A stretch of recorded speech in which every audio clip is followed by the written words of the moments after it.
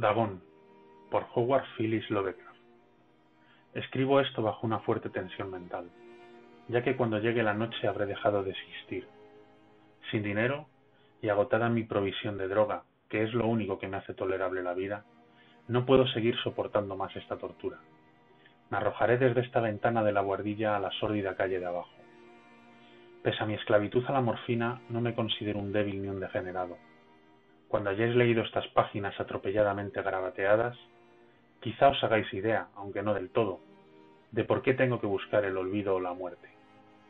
Fue en una de las zonas más abiertas y menos frecuentadas del anchuroso Pacífico, donde el paquebote en el que iba yo de sobrecargo cayó apresado por un corsario alemán.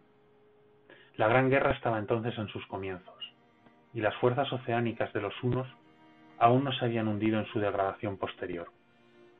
Así que nuestro buque fue capturado legalmente, y nuestra tripulación tratada con toda la deferencia y consideración debidas a unos prisioneros navales. En efecto, tan liberal era la disciplina de nuestros opresores, que 5 días más tarde conseguí escaparme en un pequeño bote, con agua y provisiones para bastante tiempo. Cuando al fin me encontré libre y a la deriva, tenía muy poca idea de cuál era mi situación. Navegante poco experto, solo sabía calcular de manera muy vaga, por el sol y las estrellas, que estaba algo al sur del Ecuador. No sabía en absoluto en qué longitud, y no se divisaba isla ni costa algunas. El tiempo se mantenía bueno, y durante incontables días navegué sin rumbo bajo un sol abrasador, con la esperanza que pasara algún barco, o que me arrojaran las olas a alguna región habitable. Pero no aparecían ni barcos ni tierra, y empecé a desesperar en mi soledad, en medio de aquella ondulante e ininterrumpida inmensidad azul. El cambio ocurrió mientras dormía. Nunca llegaré a conocer los pormenores, porque mi sueño, aunque poblado de pesadillas, fue ininterrumpido. Cuando desperté finalmente, descubrí que me encontraba a medias atrapado en una especie de lodazal viscoso y negruzco que se extendía a mi alrededor con monótonas ondulaciones hasta donde alcanzaba la vista, en el cual se había adentrado mi bote cierto trecho. Aunque cabe suponer que mi primera reacción fuera de perplejidad ante la transformación del paisaje, tan prodigiosa e inesperada, en realidad sentí más horror que asombro, pues había en la atmósfera y en la superficie putrefacta una calidad siniestra que me heló el corazón. La zona estaba corrompida de peces descompuestos y otros animales menos identificables que se veían emerger en el cielo de la interminable llanura. Quizá no deba esperar transmitir con meras palabras la indecible repugnancia que puede reinar en el absoluto silencio y la estéril inmensidad. Nada alcanzaba a oírse, nada había a la vista, salvo una vasta extensión de légamo negruzco. Si bien la absoluta quietud y la uniformidad del paisaje me producían un terror nauseabundo. El sol ardía en un cielo que me parecía casi negro por la cruel ausencia de nubes. Era como si reflejase la ciénaga tenebrosa que tenía bajo mis pies.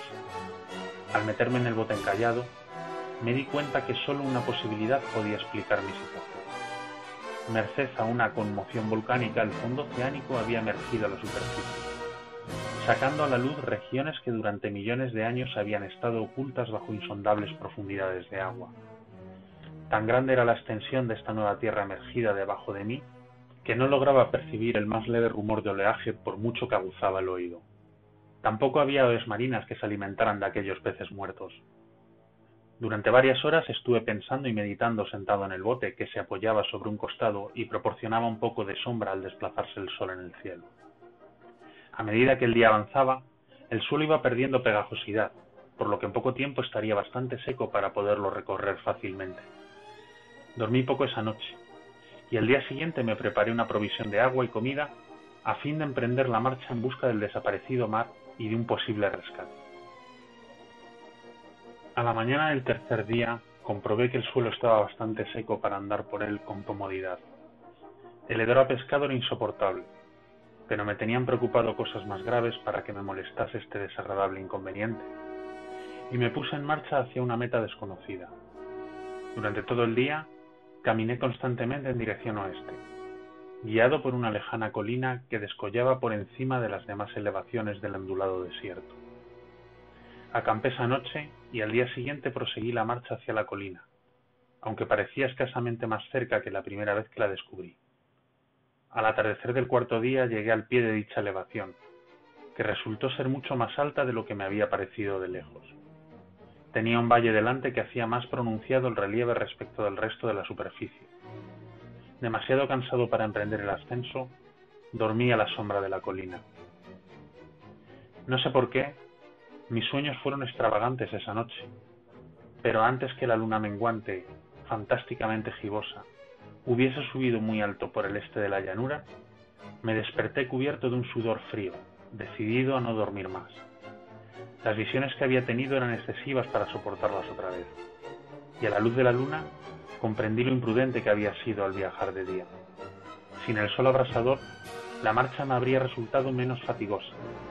De hecho, me sentí de nuevo lo bastante fuerte como para acometer el ascenso que por la tarde no había sido capaz de emprender. Recogí mis cosas e inicié la subida a la cresta de la elevación. Ya he dicho que la ininterrumpida monotonía de la ondulada llanura era fuente de un vago horror para mí, pero creo que mi horror aumentó cuando llegué a lo alto del monte y vi al otro lado una inmensa sima o cañón, cuya oscura concavidad aún no iluminaba la luna. Me pareció que me encontraba en el borde del mundo, escrutando desde el mismo canto hacia un caos insondable de noche eterna. En mi terror se mezclaban extraños recuerdos del paraíso perdido y la espantosa ascensión de Satanás a través de remotas regiones de tinieblas. Al elevarse más la luna en el cielo, empecé a observar que las laderas del valle no eran tan completamente perpendiculares como había imaginado.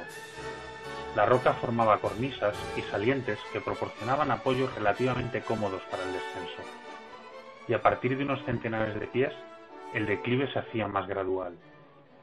Movido por un impulso que no me es posible analizar con precisión, bajé trabajosamente por las rocas, hasta el declive más suave, sin dejar de mirar hacia las profundidades estigias donde aún no había penetrado la luz. De repente, me llamó la atención un objeto singular que había en la ladera opuesta, el cual se erguía enhiesto como a un centenar de yardas de donde estaba yo. Objeto que brilló con un resplandor blanquecino al recibir de pronto los primeros rayos de la luna ascendente. No tardé en comprobar que era tan solo una piedra gigantesca, pero tuve la clara impresión que su posición y su contorno no eran enteramente obra de la naturaleza. Un examen más detenido me llenó de sensaciones imposibles de expresar, pues pese a su enorme magnitud y su situación en un abismo abierto en el fondo del mar cuando el mundo era joven, me di cuenta, sin posibilidad de duda, que el extraño objeto era un monolito perfectamente tallado, cuya imponente masa había conocido el arte y quizá el culto de criaturas vivas y pensantes. Confuso y asustado, aunque no sin cierta emoción de científico o de arqueólogo, examiné mis alrededores con atención. La luna, ahora casi en su cenit, asomaba espectral y vívida por encima de los gigantescos peldaños que rodeaban el abismo, y reveló un ancho curso de agua que discurría por el fondo formando meandros, perdiéndose en ambas direcciones, y casi lamiéndome los pies donde me había detenido. Al otro lado del abismo, las pequeñas olas bañaban la base del cíclope monolito, en cuya superficie podía distinguir ahora inscripciones y toscos relieves.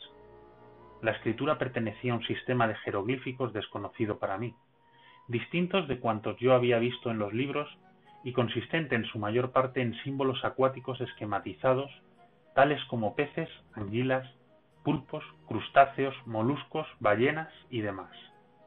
Algunos de los caracteres representaban evidentemente seres marinos desconocidos para el mundo moderno, pero cuyos cuerpos en descomposición había visto yo en la llanura surgida del océano.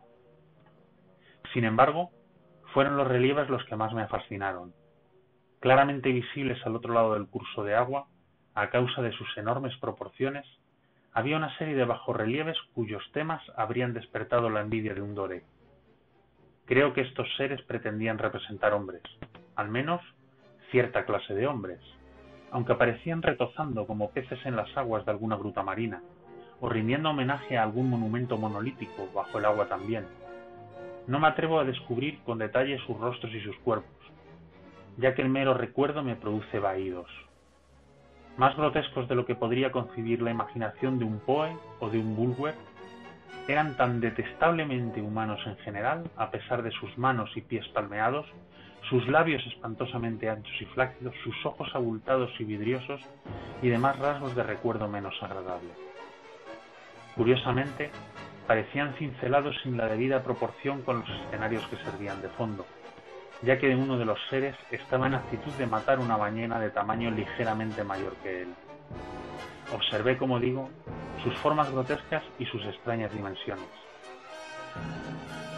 Pero un momento después, decidí que se trataba de dioses imaginarios de alguna tribu pescadora o marinera, de una tribu cuyos últimos descendientes debieron de perecer antes que naciera el primer antepasado del hombre de Piltdown o de Neandertal.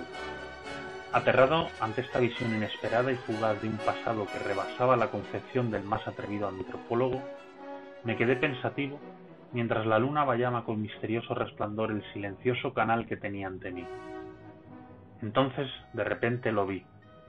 Tras una leve agitación que delataba su ascensión a la superficie, la entidad surgió a la vista sobre las aguas oscuras. Inmenso, repugnante. Aquella especie de Polifemo saltó hacia el monolito como un monstruo formidable y pesadillesco, y lo rodeó con sus brazos enormes y escamosos, al tiempo que inclinaba la cabeza y profería ciertos gritos acompasados. Creo que enloquecí entonces. No recuerdo muy bien los detalles de mi frenética subida por la ladera y el acantilado, ni de mi delirante regreso al bote varado. Creo que canté mucho, y que reí insensatamente cuando no podía cantar. Tengo el vago recuerdo de una tormenta, poco después de llegar al bote. En todo caso, sé que oí el estampido de los truenos y demás ruidos que la naturaleza profiere en sus momentos de mayor irritación. Cuando salí de las sombras, estaba en un hospital de San Francisco. Me había llevado allí el capitán del barco americano que había recogido mi bote en medio del océano. Hablé de muchas cosas en mis delirios, pero averigüé que nadie había hecho caso de las palabras. Los que me habían rescatado no sabían nada sobre la aparición de una zona de fondo oceánico en medio del Pacífico. Y no juzgué necesario insistir en algo que sabía que no iban a creer. Un día fui a ver a un famoso etnólogo, y le divertí haciéndole extrañas preguntas sobre la antigua leyenda filistea en torno a Dagón, el dios pez, pero enseguida me di cuenta que era un hombre irremediablemente convencional y dejé de preguntar. Es de noche especialmente cuando la luna se vuelve gibosa y menguante cuando veo a ese ser. He intentado olvidarlo con la morfina, pero la droga solo me proporciona una cesación transitoria y me ha atrapado en sus garras, convirtiéndome irremisiblemente en su esclavo. Así que voy a poner fin a todo esto, ahora que he contado lo ocurrido para información o diversión desdeñosa de mis semejantes. Muchas veces me pregunto si no será una fantasmagoría, un producto de la fiebre que sufrí en el bote a causa de la insolación cuando escapé del barco de guerra alemán. Me lo pregunto muchas veces, pero siempre se me aparece, en respuesta, una visión monstruosamente vívida. No puedo pensar en las profundidades del mar sin estremecerme ante las espantosas entidades que quizá en este instante se arrastran y se agitan en su lecho fangoso, adorando a sus antiguos ídolos de piedra y esculpiendo sus propias imágenes detestables en obeliscos submarinos de mojado granito. Pienso en el día que emerjan de las olas y se lleven entre sus garras de vapor humeantes a los endebles restos de una humanidad exhausta por la guerra. En el día en que se hunda en la tierra y emerja el fondo del océano en medio del universal pandemonio. Se acerca el fin. Oigo ruido en la puerta, como si forcejeara en ella un cuerpo inmenso y resbaladizo. No me encontrará. Dios mío, esa mano, la ventana. Fin.